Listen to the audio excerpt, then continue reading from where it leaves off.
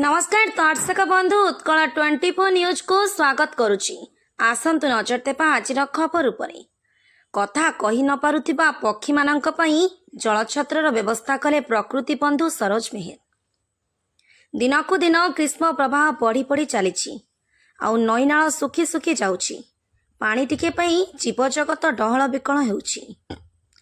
ग्रीष्म रे जीव जगतर निरीह पक्षी मानक पई गछ तळकु ओल्लाइछंती प्रकृति बंधु सरोज मेहर। एमिति खरारे निरीह पक्षी मानंकु शोष मेंटाइबा पई से प्रति गछरे जलर व्यवस्था करिसंती। विगत 2 वर्ष हेब सरोज निज घरर पछपटे लगी छोटिया पहाड़े विभिन्न गछरे ठेकी बांधी सबुदिन 2 थर पानी भर्ती करी देउछंती सरोज। आ एमिति एक दृश्य देखिबाको मिलिथिला संबलपुर जिलार कुचिंडा ब्लॉक कुलेईगढ़ पंचायत कुड़ापड़ा गाँव।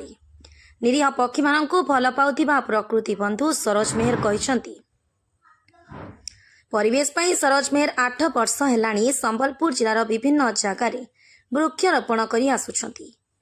आ एही काम पई 2022 रे राज्य जंगल परिवेश और जलवायु परिवर्तन विभाग पक्षरु प्रकृति बंधु पुरस्कार रे सम्मानित करिसंती। आ गछ लगाइबा संगे संगे पशु पक्षी मानंकु भल पाइबार देखिबाको मिलछि। पक्षी माने पानी टिके पे कोनोसी गहळे स्थान को जाई पानी न पी परिबा लक्ष्य करी सरोज मेहर जलछत्र कले। ए काम करिबारे माँ बापा और तांकर छुआ स्त्री विशेष भाव में सहयोग करिथांती।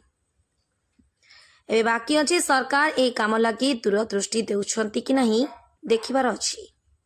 संबलपुर नरेंद्र साहू का रिपोर्ट उत्कल 24 न्यूज।